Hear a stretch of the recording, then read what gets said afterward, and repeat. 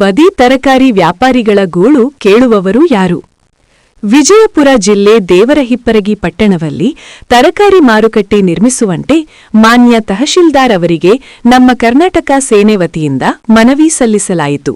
ವಿಜಯಪುರ ಜಿಲ್ಲೆ ದೇವರಹಿಪ್ಪರಗಿ ಪಟ್ಟಣದಲ್ಲಿ ವಿಜಯಪುರ ಕಲಬುರಗಿ ರಾಷ್ಟ್ರೀಯ ಹೆದ್ದಾರಿ ಪಕ್ಕದಲ್ಲಿ ಸುತ್ತಮುತ್ತಲಿನ ಗ್ರಾಮಗಳಿಂದ ರೈತರು ತಮ್ಮ ಹೊಲಗಳಲ್ಲಿ ಬೆಳೆಯುವ ಕಾಯಿಪಲ್ಲೆ ಹಾಗೂ ತರಕಾರಿಗಳನ್ನು ತಂದು ಬಿಸಿಲು, ಮಳೆ, ಗಾಳಿ ಎನ್ನದೆ ರಸ್ತೆ ಬದಿಯಲ್ಲೇ ಮಾರಾಟ ಮಾಡುತ್ತಿರುವುದು ಸಾಮಾನ್ಯ ದೃಶ್ಯವಾಗಿದೆ.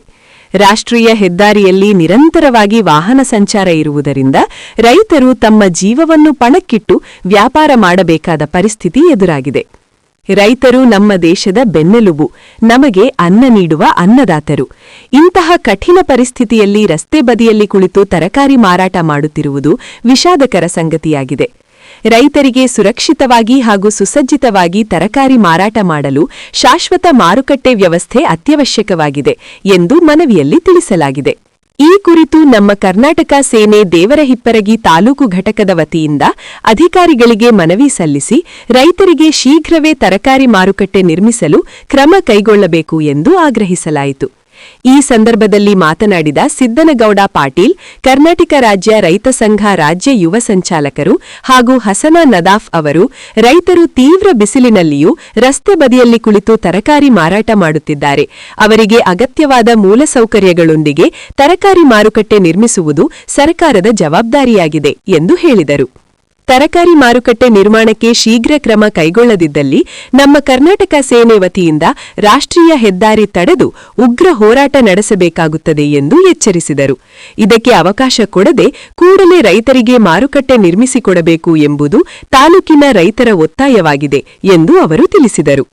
ಈ ಸಂದರ್ಭದಲ್ಲಿ ರೇಣುಕಾ ಪಾಟೀಲ್, ರಾಷ್ಟ್ರೀಯ ರೈತ ಸಂಘ ಕಾರ್ಯದರ್ಶಿಗಳು ದಾವಲ್ ಸಾಬ್ ಹೆಬ್ಬಾಳ, ಚಿದಾನಂದ ಭಜಂತ್ರಿ, ಅಮೀದಾ ಮುಲ್ಲಾ, ಸಂಗನಗೌಡ ಬಿರಾದಾರ್, ನಬೀಲಾಲ್ ಚಿಕ್ಕಸಿಂದಗಿ, ಇಮಾಂ ಮುಲ್ಲಾ, ದೇವಾನಂದ ಹಡಪದ, ದಾದಾ ಬೇಪಾರಿ, ಕುಮಾರ ಚವ್ಹಾಣ್, ಮಲ್ಲಿಕಾರ್ಜುನ್ ಭಜಂತ್ರಿ, ರಿಯಾಜ್ ಜಾತಗಾರ, ಶಿವು ರೊಳ್ಳಿ, ಪ್ರಕಾಶ್ ಸಿಂದಗಿರಿ, ಬಂದೆ ನವಾಜ್ ನಾಯ್ಕೋಡಿ ಸೇರಿದಂತೆ ನಮ್ಮ ಕರ್ನಾಟಕ ಸೇನೆ ಪದಾಧಿಕಾರಿಗಳು ಹಾಗೂ ರೈತರು ಉಪಸ್ಥಿತರಿದ್ದರು.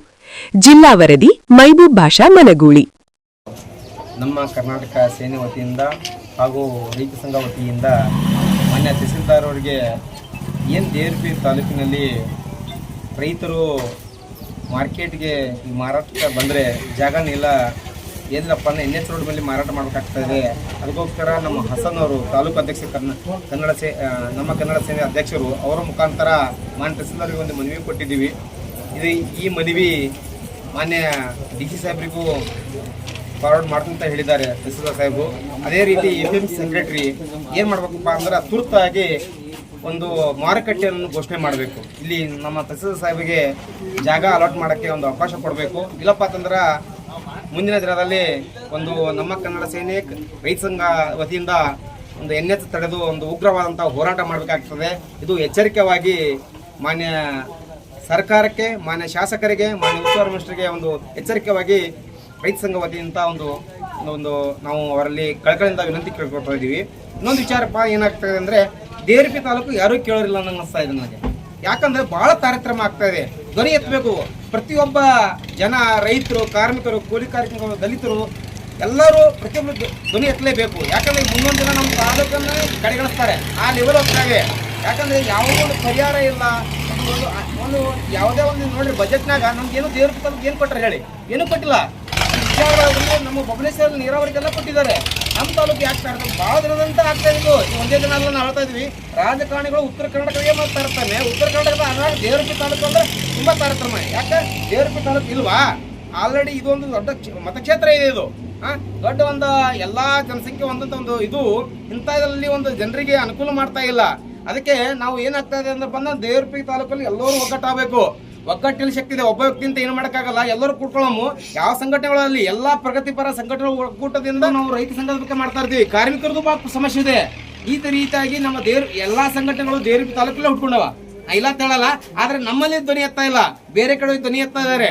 ನಾವು ದೇವರಹಿಪ್ಪ ತಾಲೂಕಿನವರೇ, ನಾನು ಕರ್ನಾಟಕ ರಾಜ್ಯ ರೈತ ಸಂಘದ ರಾಜ್ಯ ಸಂಚಾಲಕನಾಗಿನಿ, ಜಿಲ್ಲಾ ಪ್ರಧಾನ ಕಾರ್ಯದರ್ಶಿ ಆಗಿನಿ. ನಾವು ದೇವರಹಿಪ್ಪದಲ್ಲಿ ದೊಡ್ಡ ಒಂದು ಸಮಾವೇಶ ಮಾಡ್ಬೇಕಿದೆ ಮುಂದಿನ ತಿಂಗಳಲ್ಲಿ. ಯಾಕೆ ಈ ರೀತಿ ಆದ್ರೆ ಶಾಸಕರಿಗೂ ಹೇಳ್ತಾ ಇದೀವಿ ನಾವು, ಯಾಕೆ ಪಾಪ ಶಾಸಕರು ನಮ್ ಸ್ವಲ್ಪ ಧ್ವನಿ ಎತ್ತಬೇಕು. ಇರ್ಲಿ, ಕೊಟ್ರ ಕಡಿಮೆ ಕೊಡಕ ಧ್ವನಿ ಎತ್ತರ ಕೊಡ್ತಾ ತಾನೆ. ತಾಯಿ ಮಗುವಿಗೆ ಹಾಲು ಉಣಿಸ್ಬೇಕಂದ್ರೆ ಅತ್ತಾಗ ಹಾಲು ಉಣಿಸ್ತಾರೆ, ಹಂಗಾಗಿ ನಾವು ಎಲ್ಲರೂ ಅದು ಧ್ವನಿ ಎತ್ತಬೇಕಾಗ್ತದೆ. ನಾನು ಒಂದು ವಿಷಯಗಳಾಗಿ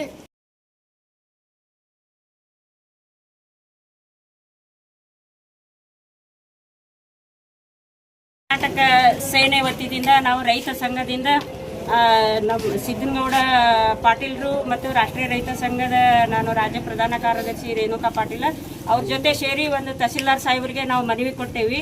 ಅತಿವೃಷ್ಟಿ ಅನಾವೃಷ್ಟಿಗೆ ಒಳಗಾದಂಥದ್ದು ಯಾವುದಾದ್ರೂ ತಾಲೂಕು ಇದ್ರೆ ಅದು ನಮ್ಮ ದೇವರಹಿಪ್ಪರಗಿ ತಾಲೂಕು.